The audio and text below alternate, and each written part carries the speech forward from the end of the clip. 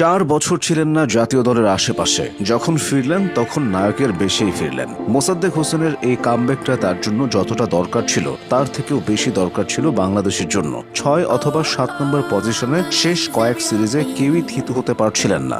মোসাদ্দেক ফিরে জায়গাটা নিজের করে নিয়েছেন। স্পিনটা ভালো খেলেন, ইনিংস বিল্ড আপ করতে জানেন। ব্যাটার মোসাদ্দেককে আলাদা করা যায় নানা কারণে। বাংলাদেশের কিছু ঐতিহাসিক জয়ে মোসাদ্দেক অবদান রেখেছেন সামনে থেকে। 2017 চ্যাম্পিয়ন্স ট্রফিতে নিউজিল্যান্ডের বিপক্ষে ম্যাচে তিনি বল হাতে দুর্দান্ত একটি স্পেল করেন। মাত্র 13 রানে 3 উইকেট নিয়ে তিনি কিউইদের বড় সংগ্রহে যেতে দেননি। ওই স্পেলই বাংলাদেশের ঐতিহাসিক জয়ে ভূমিকা রাখে এবং বাংলাদেশ পৌঁছে যায় সেমিফাইনালে। শ্রীলঙ্কার বিপক্ষে বাংলাদেশের 100তম টেস্টের কথা মনে আছে? সেটা ছিল মোসাদ্দেকের অভিষেক টেস্ট। সেই ম্যাচে মোসাদ্দেক ব্যাট হাতে গুরুত্বপূর্ণ সময়ে 75 রানের এক ধৈর্যশীল ইনিংস খেলেন। চাপের মুহূর্তে তার ব্যাটিং শেষ পর্যন্ত ঐতিহাসিক সে টেস্ট জয়ে সহায়ক হয়। তার সবচেয়ে বড় অবদানের কথা বলাই হয়।